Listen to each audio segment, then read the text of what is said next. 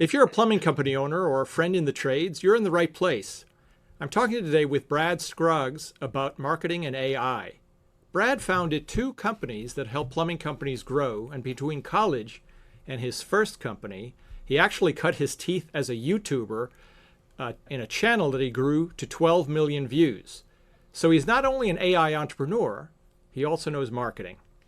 Welcome, Brad. Paul, really excited to be on. And you and I have known each other for quite some time, and we have some shared clients. So, yeah, excited to be chatting.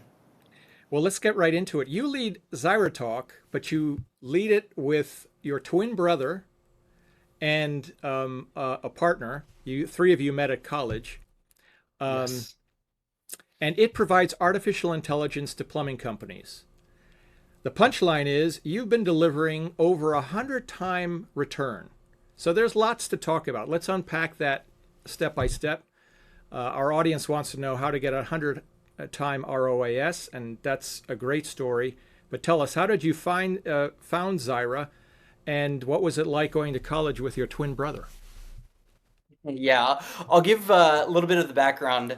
I guess I'll start from the beginning. So, me, Brian, who's my twin brother, and Ahmad, our other partner, we started the company 10 years ago now, actually. So, that was January of 2015.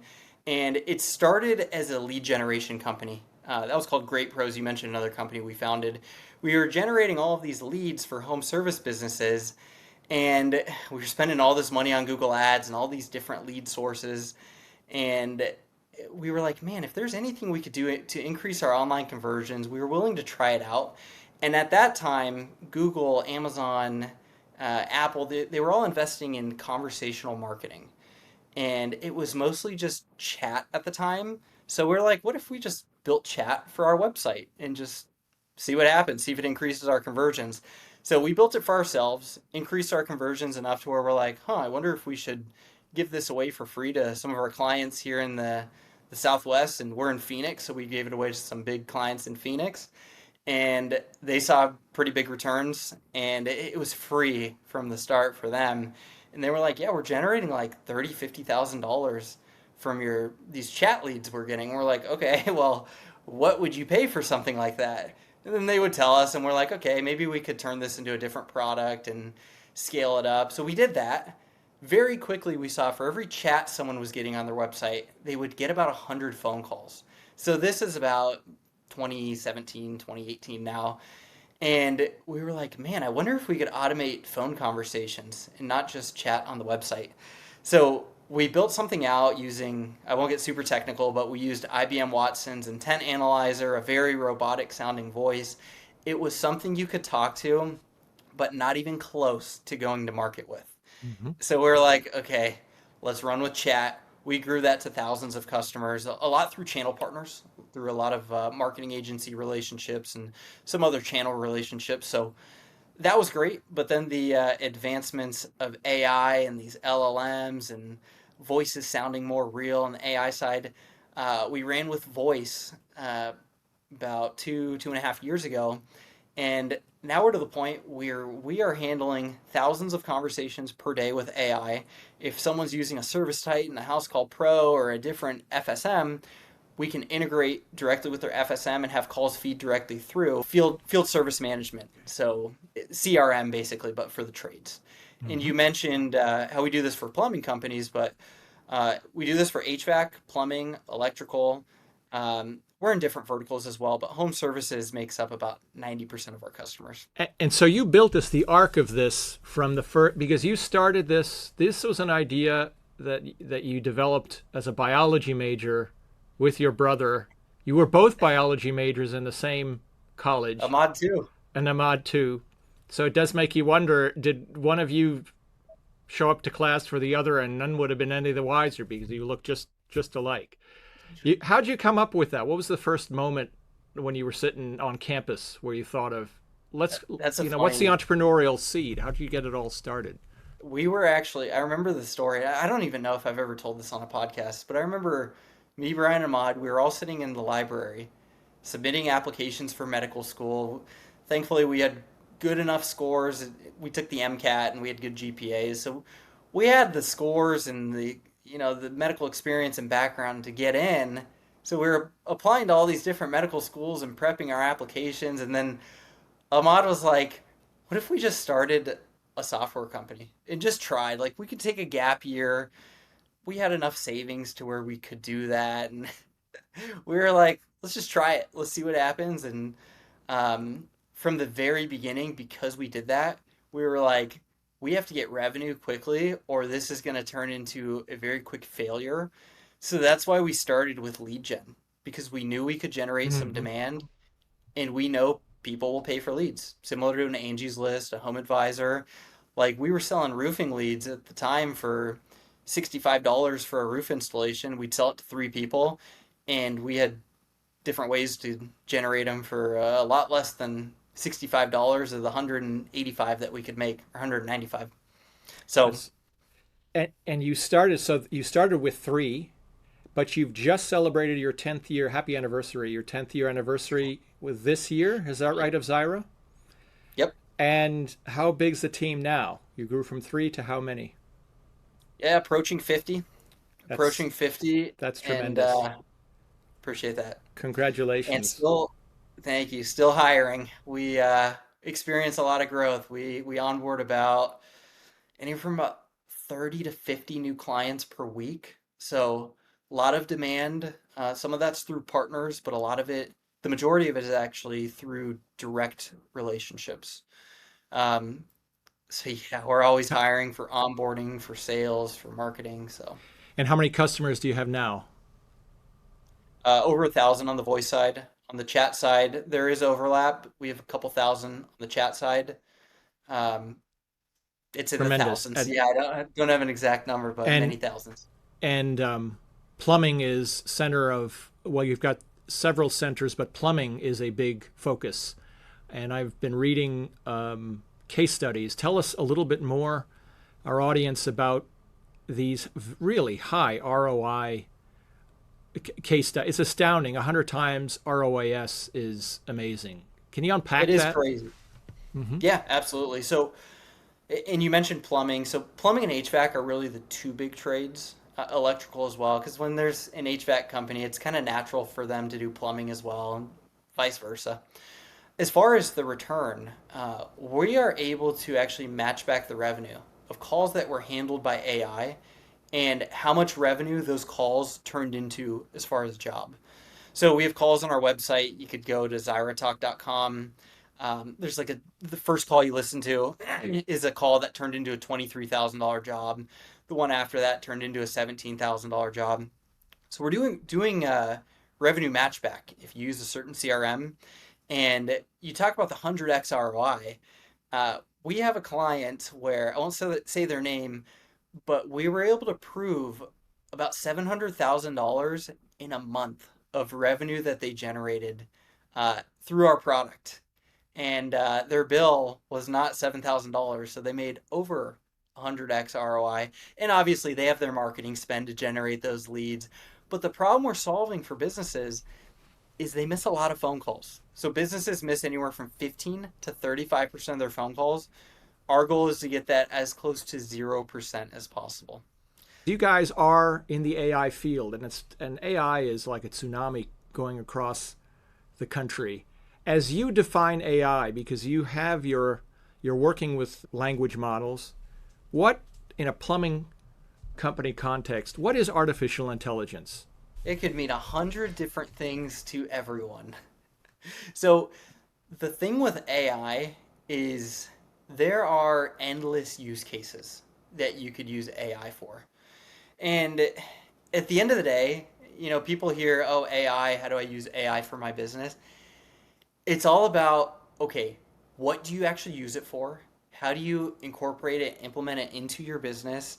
And for us, we use AI to help answer the phones. It's a very human-like conversation. It's a very intelligent conversation. It's trained on your company.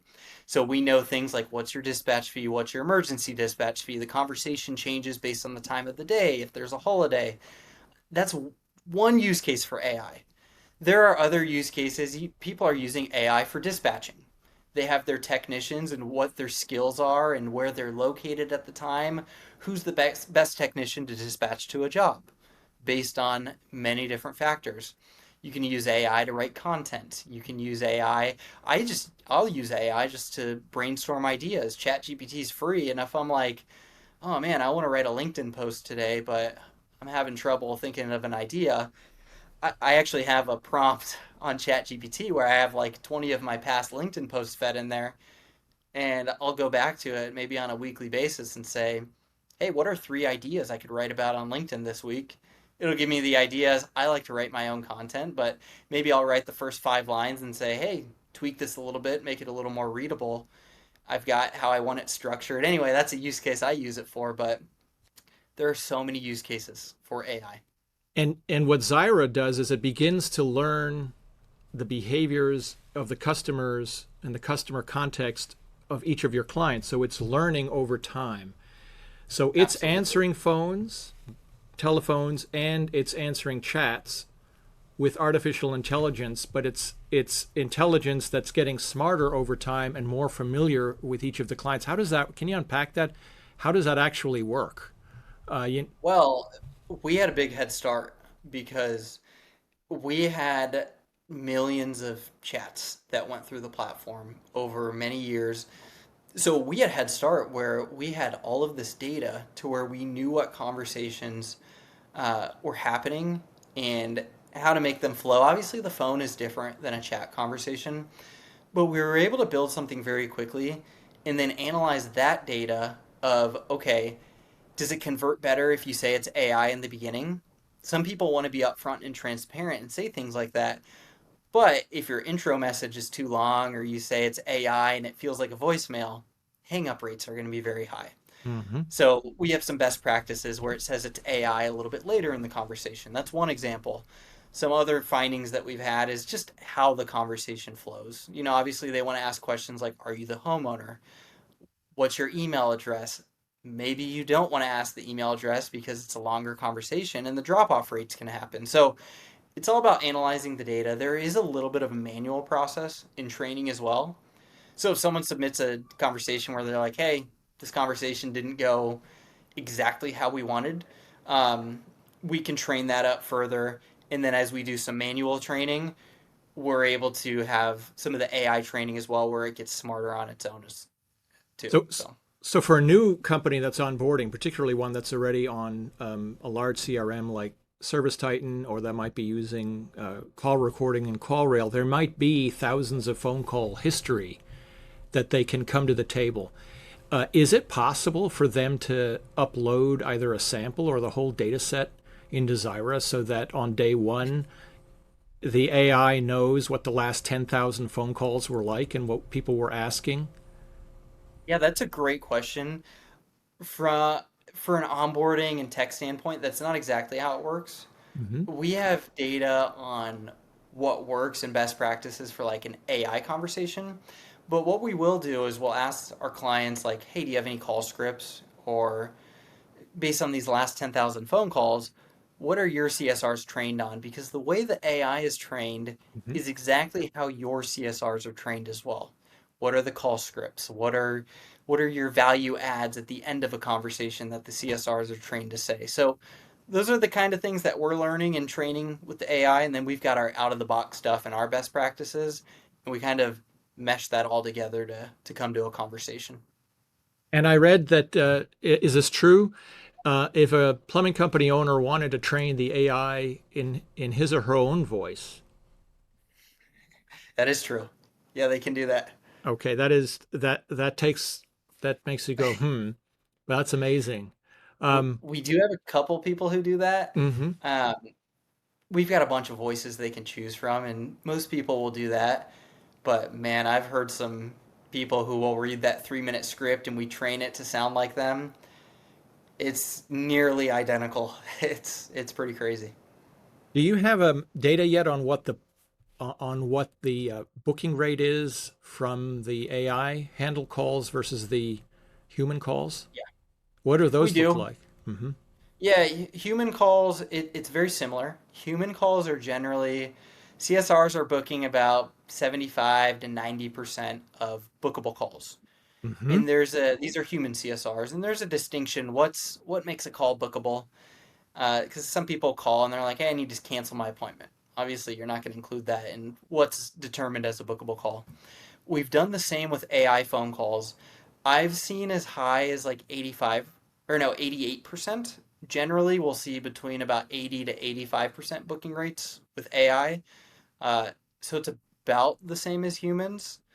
But what's crazy is, as you try to scale up a human team in that infrastructure, it, there's just a lot of calls that are missed because it's hard to scale people. It's a role that the attrition rate of CSRs, it's pretty high. So there's a big pain point of answering phone calls for these businesses. Yeah, it never gets fatigued. The AI doesn't. And you can program it to answer on the first ring if you want.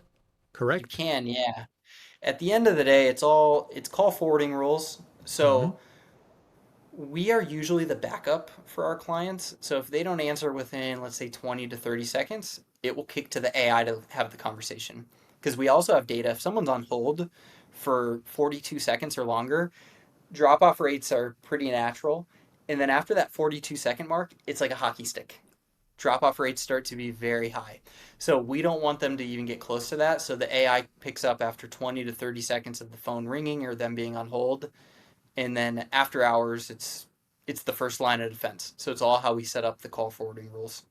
And if I wanted to, if I said, listen, I want it to the very first ring, I don't want to even wait 30 seconds. That's possible too. Yeah, yeah. That's I'll tell you a story actually. We have quite a few clients who are transitioning to AI being their frontline answering, and their human CSRs are the backup. So for those clients, we definitely suggest say it's AI in the beginning, because there are a handful, maybe it depends on the geo, but anywhere from about 10% to 30% of people will just say speak to a representative. But you would be surprised, most people go through an AI phone call, no questions asked, and no problem. But yeah, they'll have their CSRs as the backup to the AI. and people can visit the ZyraTalk website and actually listen to what an actual AI sounds like.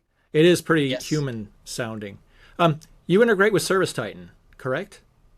Yep. We're ServiceTitan integration partners. And are we yet at the point where the AI can book on a job board yet? Yeah. Yeah, we can. There's two ways that people integrate, and this is not just ServiceTitan. It's whatever FSM or CRM they're using. There's a couple different ways to integrate, Mhm. but talking specifically on ServiceTitan, a lot of our clients will have it feed onto the bookings tab, which is where calls come through. Like they have different lead sources and leads feed onto the bookings tab. And it's kind of like an intake area where there's some human intervention and they'll review it. Basically, click a button and say, push it to the dispatch board. Other clients who are a little bit more advanced, mostly companies doing like 10 million plus, they're like, let me mute my Slack. Hopefully the viewers aren't hearing these Slack notifications. Do you hear them or no? No, no, no. I don't. Okay, that's good. So the more advanced companies, they may use our integration onto the dispatch board. So when we're having an AI phone call, we're also parsing out data. What's the customer's first name, last name? What's their address? And all of that information is parsed so that we can feed it into ServiceTitan, and we're getting their preferred booking time. So if someone's using capacity planning, we can interact with that as well and have a job feed directly onto the dispatch board. And then the question is, can it assign you a technician? When people ask that, they're Mhm. really asking, can it assign you a technician after hours? That's like the only use case, and yes, we can do that as well. So, Um, Escalations and live transfers. yep, can do that as well. If someone's saying, "Can I speak to a human?" we can transfer it back to a human phone number.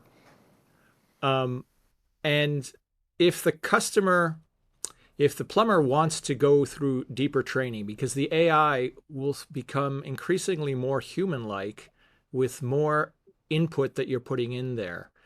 If a if a if a plumbing company owner just wants to go the extra 5 miles, uh, is that possible, or is it still just how many questions can a plumbing company owner give you to make Well, the AI more human-like?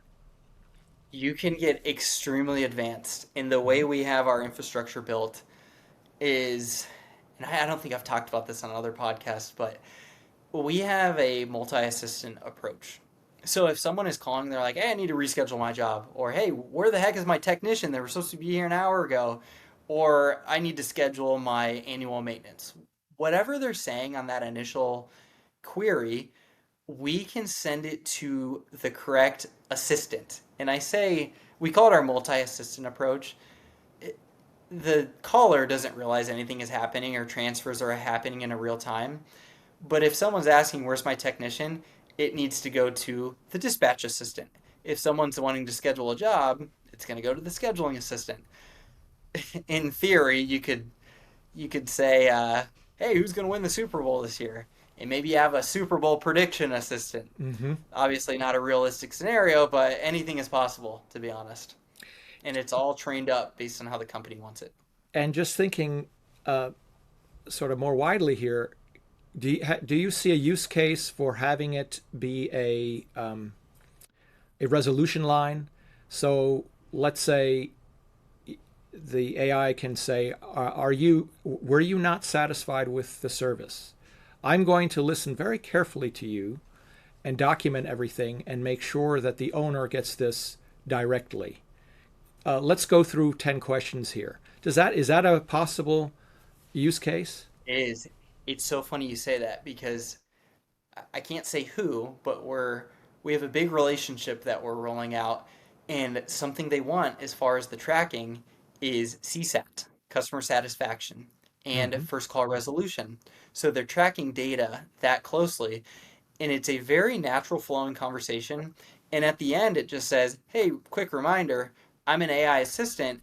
I have 2 more questions for you. As an AI, I'm always trying to improve on a scale of 1 to 5, 5 being the best. How did I do? And then they'll be like, oh, of course, everyone says a 5, right? I say that sarcastically. Not every call is perfect. Most of them are. And then they'll say their number. And then the next question is, do you feel like your call was resolved? So first call resolution. So we're getting those metrics. We have ways that we're collecting those and having them all in a data table. So. And from a marketing standpoint, with reputation management, the focus really has been on getting positive reviews, but an opportunity in the marketplace seems to be to really focus in on business intelligence. And so I'm curious if you see on the roadmap kind of sort of back and forth, not just on a scale, but like how did the tech make you feel today?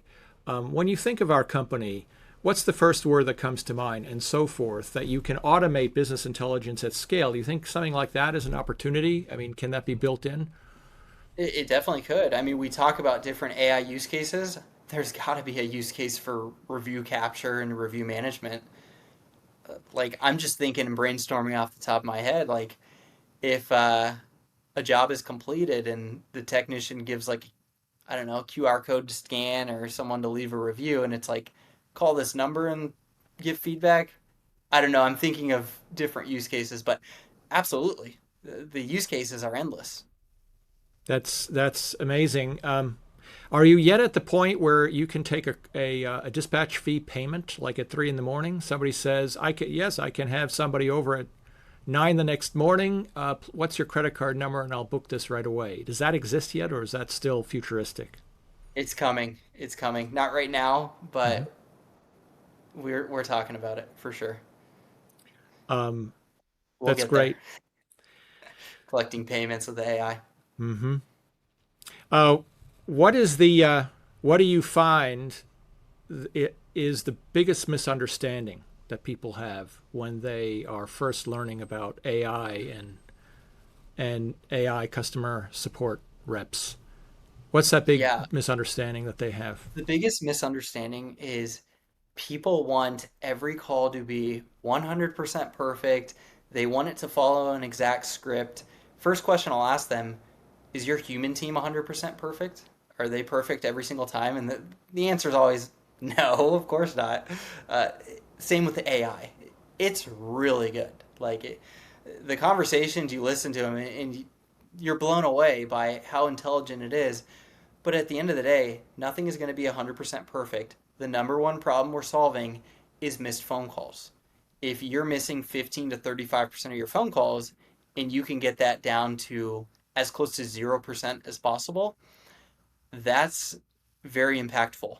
So uh, the misunderstanding is usually, okay, what's the problem being solved? It's not 100% perfect conversations every time.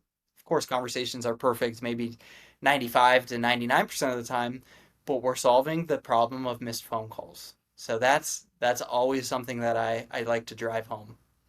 And as we begin to shift gears here, what's Brad? Do you have a pro tip? What's the one thing you've dealt with now?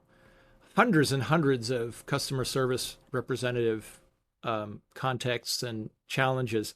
What's the one big tip that you think that if plumbers heard, regardless of the use of AI, just what's the one thing that people seem to be missing as an opportunity in their CSR management that you've seen out of so many hundreds of cases? Can you think of one? CSR management? Yeah. I can't think of one, yeah. I mean, I could probably think of a ton, but one that pops into my mind is train your CSRs to take their time on phone calls, especially during the summer as an HVAC company. CSRs are trained, collect information, get off the phone call as quickly as possible because you're trying to book the next install call. So I've had conversations with our clients and they're like, we've retrained our human CSRs, give the customer the attention they deserve because if they don't get to the next phone call, the AI is going to at least have the conversation or maybe that initial conversation and it works just as well. So have your CSRs take their time. And if it's the slower season, train your CSRs to do outbound as well. I don't think people are taking advantage of their existing customer list. Hmm. You could go in ServiceTitan right now, pull a list of all of your water heater installs in the last, let's say, 8 to 12 months. That's a list that you could pull, and your CSRs probably have a couple hundred customers to call and say, hey, we installed a water heater 9 months ago. It's time to get it flushed. And let's walk through a quick home checklist. Do you have any leaky faucets? Any toilet issues? Any other plumbing problems? So doing outbound is another huge opportunity with CSRs. Big revenue opportunity. I think time spent schmoozing and empathy is not given its credit. And have you ever read Tony Say's from Zappo? He was famously he had his customer service reps. I think there was a record I read somewhere up to 7 hours with a customer and on the phone, which is just unthinkable. And his philosophy is just connect with the customer emotionally. I don't think plumbers need to go 7 hours, but empathy, so that when when the next interaction is AI, they still have that empathetic experience.